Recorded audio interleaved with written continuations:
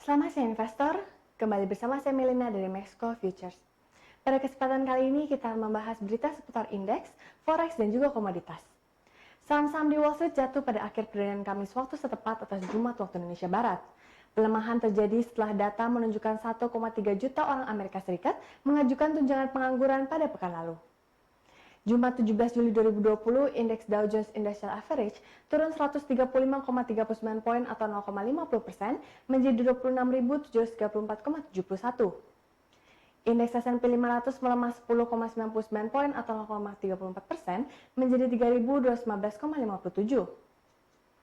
Sedangkan indeks komposit Nasdaq juga ditutup merosot 76,66 poin atau 0,73% menjadi 10.473,83 poin.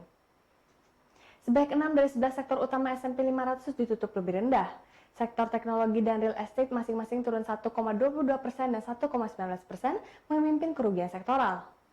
Sementara itu, sektor utilitas naik 1,33% merupakan kelompok dengan kinerja terbaik.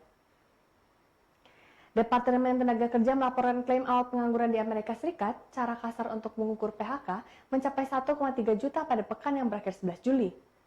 Ini menyusul revisi 1,31 juta pada minggu sebelumnya. Para ekonom yang disurvei oleh MarketWatch memperkirakan 1,24 juta klaim baru.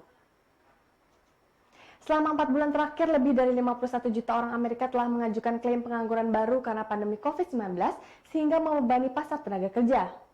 Data ekonomi lainnya menurut Departemen Perdagangan Penjualan Retail Amerika Serikat naik 7,5% pada bulan Juni melebihi ekspektasi pasar.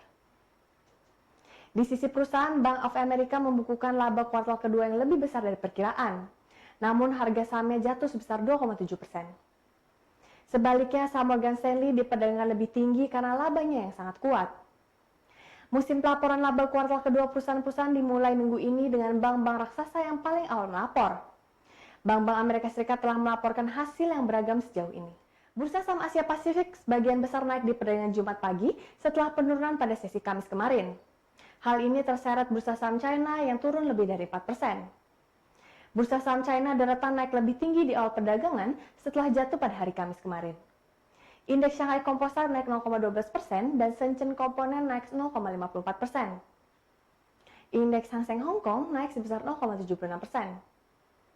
Di Jepang, Nikkei 225 turun 0,1% dalam perdagangan pagi, sedangkan indeks Topix turun 0,2%. Kospi Korea Selatan juga naik 0,59%. Nada pasar hari ini hati-hati menyusul penurunan tajam pada saham China. Sementara itu, data perdagangan Singapura yang dirilis Jumat menunjukkan lonjakan ekspor domestik non-minyak pada bulan Juni. Lonjakan ekspor domestik non-minyak untuk bulan Juni melonjak 16,1% dibandingkan dengan tahun lalu, mengalahkan ekspektasi kenaikan 6,2% oleh para ekonom dalam jajak pendapat Reuters. Mata uang dolar Amerika Serikat naik moderat terhadap sekeranjang mata uang utama lainnya pada akhir perdagangan Kamis atau Jumat waktu Indonesia Barat. Kondisi ini karena kekhawatiran meningkatnya jumlah infeksi virus corona sehingga mendorong langkah penghindaran resiko atau risk-off yang lebih luas dan mendorong ekuitas Amerika Serikat lebih rendah. Indeks dolar Amerika Serikat yang mengukur greenback terhadap sekeranjang 6 mata uang utama lainnya naik 0,35% menjadi 96,350.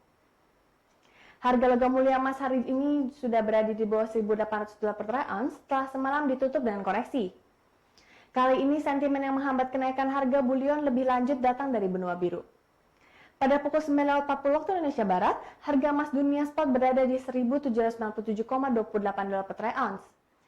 Pada penutupan perdagangan kemarin, harga logam mulia ini turun 0,8% ke level $1.796,63 per troy ounce.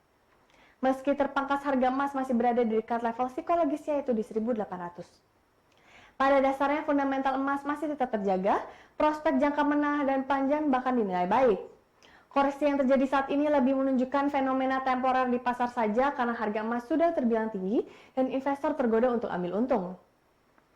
Kebijakan Bank Sentral Eropa yang memilih menahan suku bunga acuan dan program pembelian aset-aset keuangan juga memicu harga emas terkoreksi. ECB memilih wait and see sembari memantau perkembangan perekonomian zona euro setelah bulan lalu otoritas moneter yang dinakodai dengan Christine Lagarde itu menginjeksi likuiditas sebesar 600 miliar euro ke pasar melalui program Pandemic Emergency Purchase Program. ECB mengatakan akan terus melanjutkan stimulus secara masif yang diumumkan pada bulan Maret lalu untuk memitigasi goncangan pada perekonomian Eropa akibat pandemi coronavirus. Harga minyak pada perdagangan Jumat turun tipis dipicu kekhawatiran pelaku pasar terhadap permintaan bahan bakar minyak atau BBM. Kasus COVID-19 terus meningkat dan dilansir dari Bloomberg pada hari ini pukul 9.18 waktu Indonesia Barat, harga minyak jenis West Texas Intermediate Amerika Serikat untuk kontrak Agustus 2020 turun tipis 0,02% menjadi 40,74 dolar per barrel. Sedangkan harga minyak jenis Brent untuk kontrak September 2020 turun 0,09% menjadi 43,33 dolar per barrel. Harga minyak terus dibayangi kekhawatiran terhadap permintaan BBM yang tak kunjung meningkat. Hal ini dipengaruhi jumlah kasus COVID-19 yang terus meningkat. Amerika Serikat pada Kamis lalu melaporkan setidaknya ada 75.000 kasus baru COVID-19 dan jumlah tersebut merupakan rekor baru. Di sisi lain, harga minyak tertekan keputusan OPEC dan sekutunya yang sepakat untuk mengurangi pemangkasan. Pada awal tahun ini, OPEC Plus sepakat untuk memangkas produksi sebesar 9,7 juta barel per hari. Namun, organisasi tersebut memutuskan pemangkasan produksi bakal berkurang menjadi sekitar 2 juta barel per hari mulai bulan Agustus 2020. Analis memperkirakan harga minyak akan tetap berada di kisaran 40 hingga 45 dolar per barel. Hal ini dipengaruhi kembalinya pasokan minyak Amerika Serikat dan ketidakpastian permintaan BBM.